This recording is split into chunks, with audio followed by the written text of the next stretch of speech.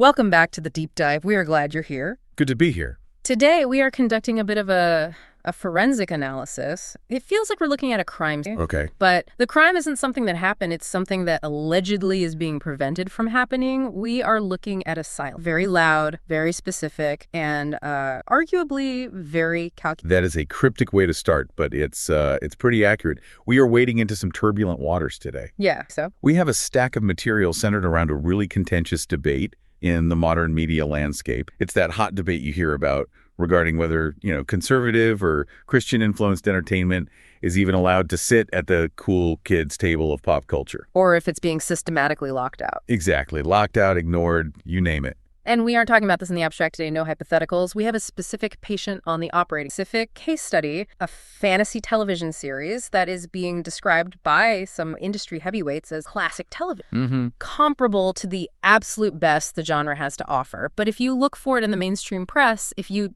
scour the usual website, you find nothing. It's a ghost. Exactly, it's Ghost. To guide us through this investigation, we are analyzing a primary commentary from John Del Arroz. He's a sci-fi and fantasy author, so, he writes for a living, he knows the industry from the... Yeah, he's in the trenches. And his perspective is crucial because he operates in what we might call the parallel. Right. Del Arroz is a really interesting figure to anchor this whole discussion because he frames himself as a survivor of this environment. He's an independent creator who believes, quite strongly, that the deck is stacked. That's his phrase. That's his core thesis. He argues there's a coordinated effort to suppress voices that don't align with a very specific cultural narrative.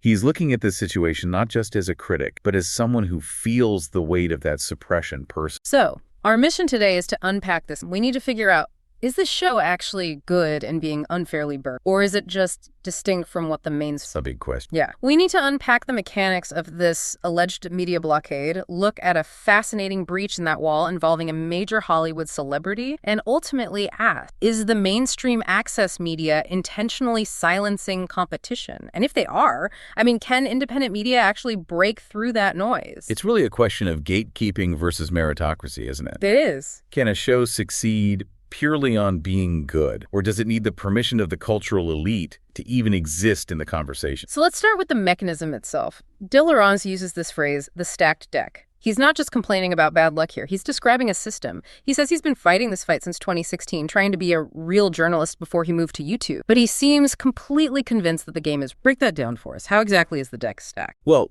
to understand the stacked deck, you have to understand how media criticism used to work versus how Del Arroz argues it works now. Okay. Historically, if you released a piece of media that the critics hated, let's say a movie with a political message they despised, they would destroy it. They would write these scathing reviews, give it 0 stars, mock it on late night TV, and, write endless think pieces about why it was just objectively terrible. Right. I remember the days of the hate read. You'd see a review that was so savage, you almost had to click on it just to see the carnage. It was a spectator Yeah, sport. yeah. Exactly. And that engagement, even if it's negative, it's still currency. It's attention. It drives clicks. It drives awareness. But Del Arroz argues that the mainstream apparatus has evolved. They've become savvier. How so? They've realized that negative engagement is still engagement. He points out that the strategy has shifted from attack to total silence. So they are essentially starving the fire of oxygen. Precisely. He argues that major critics are simply refusing to review the show in question, which is the Pendragon Cycle. They aren't saying it's bad.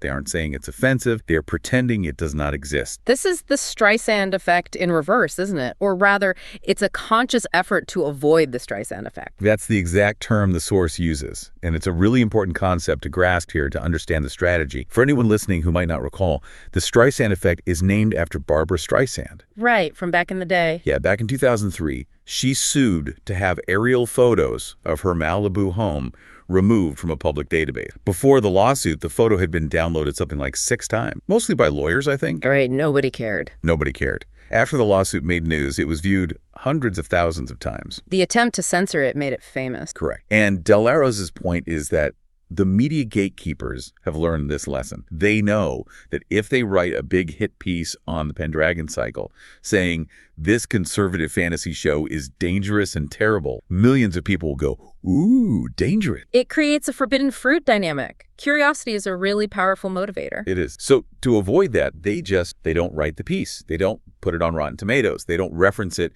in those what to watch this weekend list. It's a strategy of non-existence. Wow. Del Arroz notes that even, I think he says, Melania Trump got the courtesy of bad reviews. Huh, that's a good line. It is. He's saying that even controversial figures usually get coverage, even if it's overwhelmingly negative. But with this project, the strategy is non-engagement. They prefer to bury it by acting like it simply doesn't exist. That's a heavy accusation. It implies a level of coordination that, it borders on conspiracy. But let's play devil's advocate for a sec. Is it really coordination? Or is it just that the critics genuinely don't know it exists? There's a lot of TV out there. Is it possible it's just flying under the radar? That is the standard counter-argument, for sure. Maybe it's just obscure. But Del Arroz would argue that given the scale of the production, which we'll get to, and the names attached to it, the ignorance has to be willful. We aren't talking about a student film here. Right. He describes it as shouting into the void. You pour your soul into a project. You spend millions of dollars, and the people whose entire job it is to cover the industry just look the other way. It's essentially gaslighting the audience. It's telling them, this thing you're seeing, it's not real culture. It's not happening. It is a form of cultural gaslighting. Yeah. And it leads to this feeling of isolation for the creator. Del Arroz says, it's like I don't exist. And he argues this is intentional and political. It's not an oversight. It's a tactic. If the gatekeepers of culture don't acknowledge something in a very real sense, it struggles to enter the broader cultural conversation. But, and here's where the story pivots in a really interesting way, the blockade isn't perfect. Even the best walls have cracks. And this crack came from a very, very unexpected place. It wasn't a conservative outlet. It wasn't some niche newsletter. It was the biggest podcast on planet Earth. The Joe Rogan fact. Yeah. So Del Arroz highlights this interview Joe Rogan did with Roger Avery. Now, Roger Avery isn't just some guy. I feel like we need to pause and establish who Roger Avery is, because if you aren't a hardcore film buff, you might not know the name, but you definitely know his work. Oh, absolutely. Roger Avery is, he's Hollywood royalty in terms of credibility. He won the Academy Award for Best Original Screenplay for Pulp Fiction. With Quentin Tarantino. Which he co-wrote with Quentin Tarantino. Yeah. He's written for Silent Hill, Beowulf. This is a man who understands story structure, pacing, visual language at an absolutely elite level. He is the definition of mainstream talent. He's not a political pundit. Right. He's a storyteller. He's a storyteller. So you have this Oscar winner sitting across from Joe Rogan, and they're just talking about movies, and suddenly, completely unprompted, Avery brings up the Pendragon. This was the breakthrough moment that Del Arroz was pointing to. You have Roger Avery, unprompted, telling Joe Rogan that he's been watching Rise of Merlin on Daily Wire Plus. And the context here is Vital Avery admitted that he went into it with extremely low expectations. He thought he wasn't going to like it. Right. He essentially says, I watched this thing and I thought I wasn't going to like it.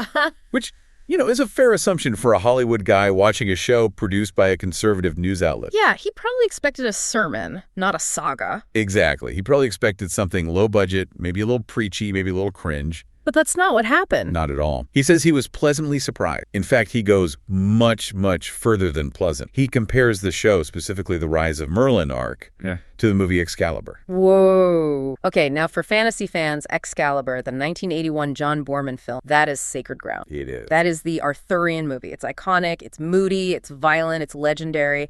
That's a huge comparison. It is extremely high praise. Avery calls Pendragon classic television. He says the filmmaking is beautiful. And for a source like Del Arroz, who feels marginalized and ignored, hearing an Oscar winner validate the quality of this ignored show it's total vindication. It's the ultimate I told you so. It proves his point that the silence isn't because the show is bad. The silence is because the show is politically inconvenient. And Avery made a really interesting point about the budget, didn't he? He compared it to Lord of the Rings. Yes, and this taps into a broader industry debate happening right now. Avery noted that mainstream studios are spending billions of dollars on franchises like Lord of the Rings, and he's specifically referencing Amazon's Rings of Power here. Right. Well, Pendragon was made for very little in comparison. Yet, in his view, Pendragon achieves a level of quality that those mainstream producers can no longer reliably deliver. That's a stinging indictment of the modern industry. You have all the money in the world, literally billions of dollars, and you produce. Well, we'll get to what Del Arroz calls it in a minute. But Avery's saying this lower budget independent production is hitting the mark where the billion-dollar behemoth. It suggests that money can't buy soul or, good writing. Or good writing, yeah. And Notice the reaction from the room in that interview. This is a key detail. Arroz points out that even the guys on Rogan's show, they didn't even know this was a thing. That proves the blockade works. It's proof positive. Exactly. Even on the biggest podcasts in the world, the staff, Jamie and the guys who are generally pretty online and aware of what's going on, had no idea the show existed. It completely validates the source's claim about the media blackout. The information simply isn't flowing through the usual pipe. It's not reaching. It's not. It took a random, unprompted conversation with an Oscar-winning screenwriter to break the seal. So let's talk about the show itself. What is this thing that Roger Avery is watching but the critics are ignoring? It's called the Pendragon Cycle. And the first season is specifically the Rise of Merlin arc. It's based on the fantasy book series by Stephen R. Lawhead. I've heard of Lawhead. He writes pretty dense historical fantasy. It's not your typical wizards and elves fare. No, not at all.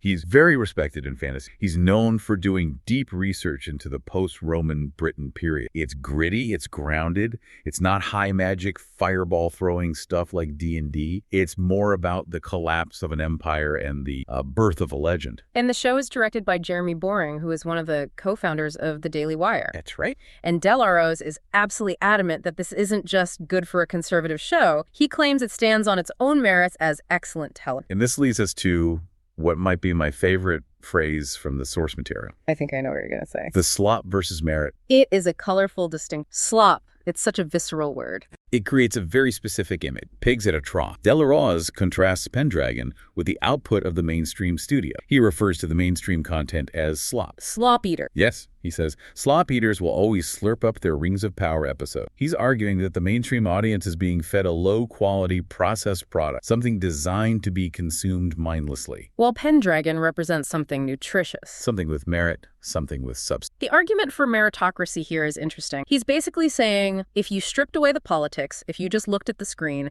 if you judged this purely on craft, this show would... That is his central thesis on the quality of the show. He believes that if Rise of Merlin had a chance to compete on a level playing field, with viewership based purely on its merit, rather than whether someone is willing to sign up for a specific political platform, it would almost certainly succeed. He believes the craft is undeniable. But that's the rub, isn't it? The platform. We have to talk about the distribution bottleneck, because you can't just turn on Netflix and watch. Even if I'm listening right now and I want to see this classic television, I have to go to a very... No, you cannot. And this is a major, major hurdle that Arroz acknowledged. The show is locked behind a paywall on Daily Wire Plus. And Daily Wire is, well, it's not exactly known for dragons and wizards. Not primarily, no. Arroz notes that the platform is viewed as far-right by its detractors, a label he calls laughable, by the way. What does he call it? He describes the politics as normie blog level. But, regardless of how you characterize the politics, the demographic reality is undeniable. Yeah. Most subscribers are there for conservative news and commentary. Right. They're there for political takes from Ben Shapiro or Matt Walsh, not necessarily an epic fantasy sock. Or,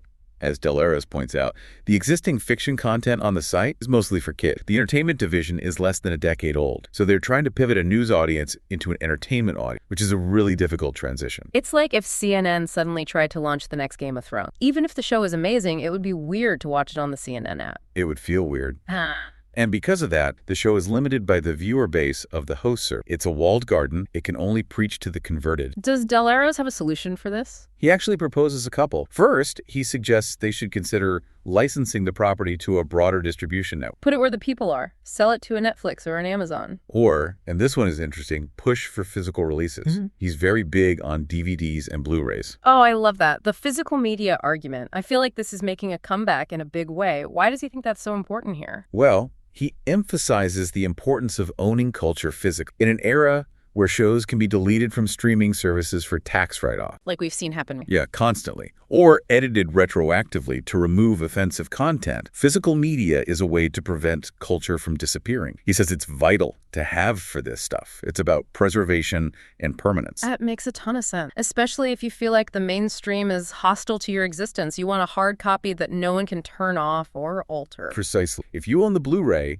the blockade doesn't matter anymore. You have the art. And speaking of hostility and why this blockade exists in the first place, we need to touch on the creepy, weird, bad bunny comment. I was hoping we would get there. That is quite the description of mainstream dot. Creepy, weird, Bad Bunny Super Bowl values. What on earth does that even... It's a fascinating glimpse into the culture war aspect of this. It's Arroz at his most colorful He's using this phrase to describe the aesthetic and moral values of the mainstream media. When he mentions Bad Bunny and the Super Bowl, he's referencing modern, hyper-commercialized, perhaps hyper-sexualized pop culture, things that feel very contemporary and, to him, kind of strange. It's the antithesis of the classic story. Exactly. He sees the mainstream machine, the slump fact, as being designed to never promote anything that falls outside of that specific cultural bubble. It's a conflict between what he sees as normie culture, which in his vocabulary seems to mean traditional, grounded, perhaps wholesome value, and this artificial manufactured culture pushed by the media. So the Pendragon Cycle isn't just a TV show, and it's an act of rebellion. It's a rejection of that creepy modern aesthetic. It's a return to something real. That's how he frames it. It's a battle for the soul of storytelling. He believes the mainstream is pushing weird values and Pendragon is pushing normal values, and that is why the conflict exists. That's why the wall is up. Now, John Del Arroz isn't just a commentator on the sidelines here. He's deeply involved in this parallel economy himself. Sure. He's not just watching the game, he's on the field. He is. He's a participant. Yeah. And he makes a point of mentioning his own credentials to establish that he knows the struggle from personal experience. Right. He's the author of For Steam and Country, which he notes has sold over 30,000 copies. Which is a solid number for an indie author. That's not easy to do. Very solid. That's a real audience. He also mentions a graphic novel called Flying Sparks and his superhero work, but he claims that just like the Pendragon Cycle, the mainstream outlets treat him like he's completely invisible. He specifically mentions CBR, right? Comic Book Resources. Yes, a major site in the geek culture space. He says, and I'm quoting him here, "I cannot get any of the mainstream CBR or whatever to cover my works whatsoever. It's like I don't exist." There's that theme again. Non-existent, weaponized obscurity. It's the silence again. It's the exact same tactic he's accusing them of using against Pendragon, but on an individual creator level. So how does he survive? He has to hustle. He talks about the hustle. He's building a community directly, one fan at a time. He talks about newsletter signups, giving away free books. He mentions giving away 3 free books just to get people on the list. That is a grind. That is door-to-door salesmanship. It's a lot of work. He calls it a grind. He says there is no fast way to the top. It is slow community build, completely grassroots approach. He's circumventing the gates by going directly to the reader, which is really the only option he has. It requires an incredible amount of resilience. You have to be willing to keep creating, putting your work out there, even when the industry pretends you aren't there. And that resilience leads directly to his call to action. For Del Arroz, this isn't just about entertainment. It's about survival. It's about building something that can last. He describes a use it or lose it dynamic regarding the Pendragon Cycle. This is the economic reality check of the whole situation. Yeah, the rubber meets the road here. Right. He argues that if Rise of Merlin succeed, and success is measured very specifically here by driving new signups for Daily Wire Plus, they will produce more content, they will invest in Season 2, they might adapt other books. But if it fails, if it doesn't move the needle, the genre dies on the platform. Yeah. He warns that if it fails, we're never going to get a Season 2. We're also going to never get things like My For Steam and Country made by groups like this. So the stakes are incredibly high for creators like him. If Pendragon flops, the door closes for everyone else in that space. He views Pendragon as a battering ram. If it can break through, others can follow. Exactly. It's a proof of concept. And he believes that success is possible. He doesn't think it's a hopeless cause. He cites a really interesting example from a different sector, Turning Point USA. What do they do? He references their counter-programming to the Super Bowl halftime show. He claims they cut into the NFL's profits severely and prove that alternative culture can have a real, measurable financial. That's a bold claim, but the logic is clear. If you can show that there is a viable, paying market outside the mainstream bubble, the money will follow. And that's his final plea. He's telling his audience, you have to support independent authors and network. You have to comment, like, subscribe, and this is the crucial part, actually pay for the content. The wallet is the vote. Your wallet is your vote. He says that success is going to beget more success and actually going to beget more culture. Beget more culture. I like that. It's the idea that culture isn't something that just happens to you. It's something you build with your wallet and your attention. It empowers the listener. You aren't just a passive consumer. You're a patron. You are deciding what survives and what thrives. So let's try to synthesize all of this. We've got a stacked deck, a media blockade, a surprise endorsement from a Hollywood legend, and a desperate plea for a new cultural... What does this all mean when you put it? I think the core tension here is between centralized curation and decentralized discovery.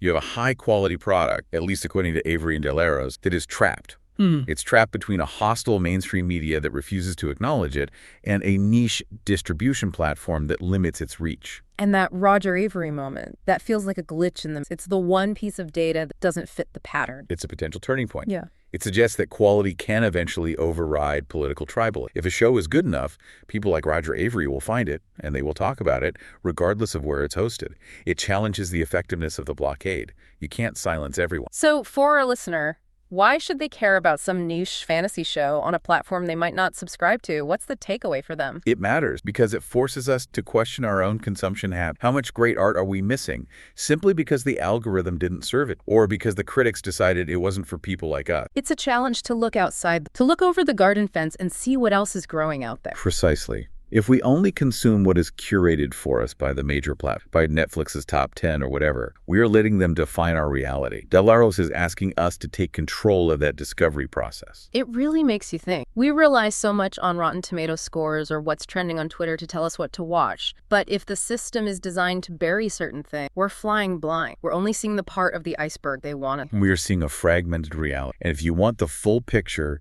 you have to be willing to dig. You have to be willing to listen to word of mouth from unexpected places. I want to leave everyone with a final thought to chew on. We've talked about silence, talked about ghosting an entire production. Right. If a show is, as Roger Avery says, as good as classic television, but no one reviews it, does it truly exist in the cultural conversation? That's a deep one. And more importantly, if the mainstream really is crumbling into slop, as Arroz so colorfully suggests, will the future of great storytelling inevitably come from the places we are currently told to ignore? That is the question. When the mainstream fails on quality, the margins become the center. Something to think about next time you're scrolling through your queue. Thanks for listening to The Deep Dive. We'll catch you on the next one. Goodbye. See ya.